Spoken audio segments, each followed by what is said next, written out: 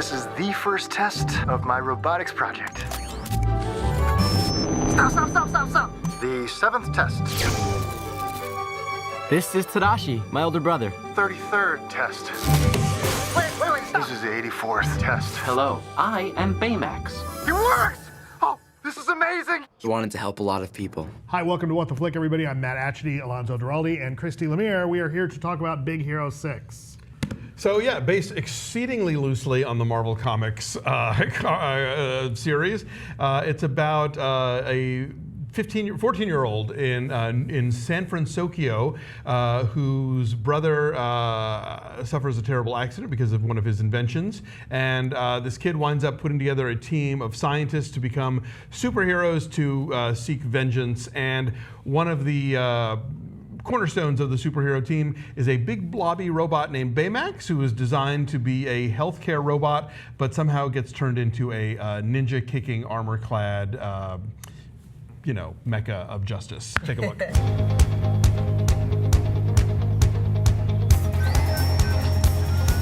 Hello, I am Baymax. Tadashi programmed me to heal the sick and injured.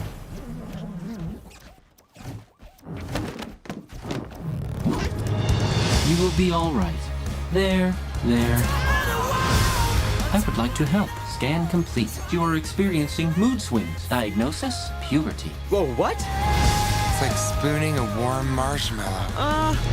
Reports are flooding in about a major catastrophe. We're under attack from a supervillain, people! We gotta catch him. We can't go against that guy. We're nerds. Trust me, I know about robotics. We can be way more.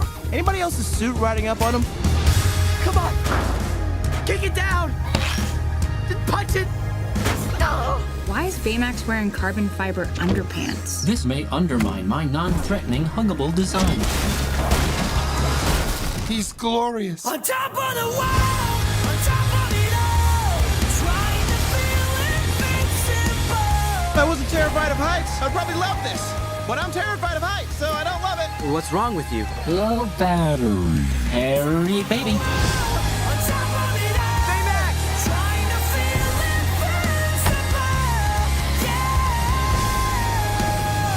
That was amazing! You gave me a heart attack. Clear. Stop. It's just an expression. What do you say, buddy? Whee!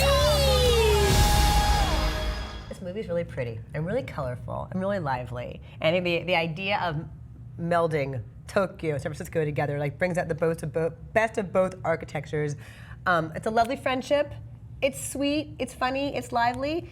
It's not massively innovative. It's not game-changing, but I liked it a lot. There was a good chunk of this movie where I thought this was really going to go somewhere so different and so special, and I was really getting excited about it. And then it gets kind of standard by the third act, but even by that point, it had built up so much goodwill for me that it didn't go standard in a bad way. It just didn't. It wasn't a big rule breaker, but as a movie that sort of follows the standard path of a kid's movie, it does it real well. I had a really great time. I think it's really, I love you're right, it's colorful, it's gorgeous. There's sort of, this I think is kind of the most successful attempt by American animators to get the look of anime in a film.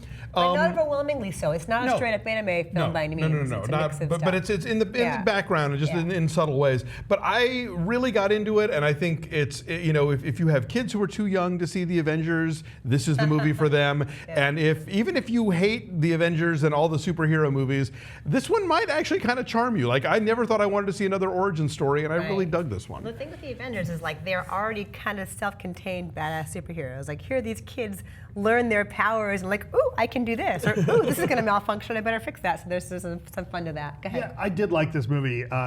It's a fun superhero movie. The world, you're right. I really liked the richness of the world it sets up, and it's a treat to see something here that's unique. We haven't seen a lot of this before. It is a different take on a city, and they really inhabit the city that they're in. My quibble with this movie is that it never grabs you emotionally the way that some of Disney's and Pixar's and even some of the other animated features we've got in the last few years. This one, there's times in Wreck-It Ralph where you might have a lump in your throat. And there's a lot of recent Disney and Pixar movies that are like that. This one never quite grabs you by the heart that way. Why is that? I think I don't know. I can't put a finger on it. I don't know that I agree Yeah. because I think this one actually there's. I mean, I don't think it's a spoiler to say there is a death in the film, and unlike a lot of recent superhero movies, they stay dead. They don't double back and reverse it and cheat out of it, and that colors everything. And it the way that the characters. This is a kids movie about death and sadness. Their parents are dead before the thing even begins. Yeah, They're living well, with it's their a Disney aunts. movie. You know. Yeah, they have to be dead parents, of course, right? And it's not to say that the movie doesn't do a good job of showing that. But it just didn't hit you in the gut the way the other right, ones and did. that's the thing is I think that there have been other animated movies for kids and other family movies that really are emotionally moving, and not that this one is not moving. I think it's just that the bar has been set very high by a lot of animated features, especially coming out of Lasseter's wheelhouse, right? This is part of Disney Animation that John Lasseter has been running, and you can see the change that he's done over there, and he's done some great stuff. And again, this is a really good movie. Is it the kind of thing that years from now people are going to say, oh God, Big Hero 6, that movie really affected me? It's fine, it's good, but it's I guess it's a victim of the success of some of the other stuff that we've seen. Well, and I will say this: it left me wanting sequels, which a lot of you're these gonna movies, get. which a lot of these movies, I'm like, I dread the thought of it, and I would love to see these guys again and see how they interact and what they've learned from this adventure that they get to carry into the next one. Not just as far as their powers, but emotionally. I mean, I think there is. I mean, and I will grant you, I did not get misty in this movie the way I have in a lot of. I mean, please, I was a wreck at Meet the Robinsons. You don't even want to know. I choked up the last line of Wreck-It Ralph. That's what got me finally, was that line. I'm like, I'm a mess. Toy Story 3, when people are bawling by the end forget of the movie, Toy Story right? 3. Toy Oh Story my 3 is about the God. Holocaust. I was a wreck. But nonetheless, I think that people do sort of, the characters grow and evolve here, and they learn lessons about themselves, and they learn lessons about the world and about other people in a way that didn't feel like it's time to learn your lessons now, and that felt organic, and I would like to see how these characters progress from here. I will agree with you. It doesn't have the emotional wallop that a lot of the other recent Disney films have, but I didn't miss it so much because I was into the adventure and it's the a color comic and book the exactly. I didn't know it was I don't comic want book tears movie. in my comics. Yeah. I'll tell you what worked, and it's an easy gag, but it worked for me every time, was how literally Baymax took everything that everyone said. So the kid, Hiro, the 13-year-old kid, would say like, dude, that was sick, or something like that. Baymax would go, I'm scanning for illnesses. Like, and it's funny every Baymax time. is an adorable character. He's a clever idea. He is adorable. For and all ages. My yeah. kid's 5 and he loved it. I yeah. think everybody's going to fall in love with that robot, if nothing else. Can I tell you what worked for me more emotionally was the short that plays before this, which is called Feast. So Get to the wonderful. theater on time. Yes. Feast is, I was sobbing in Feast. Right. Because, first of all, we have a Boston Terrier. It's about a Boston Terrier. It's all from this dog's life. It's all from his perspective of him in front of his bowl. And the different foods that his master dumps onto his bowl, and you see the progression of a life and a relationship through the food he gets. Right.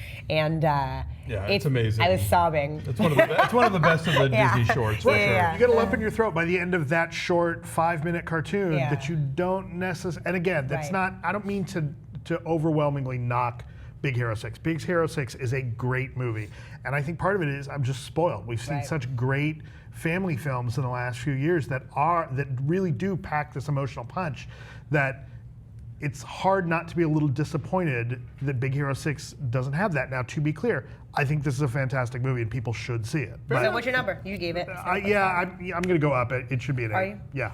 I'm going to You're going to give it an 8? Yeah, I'm going to give it an 8. I'm an I messed with your math, sorry. I'm an 8.9. I had a really great time with Okay, this. I guess I'm low then. I'm a 7.8. So what's our average there? 8.2.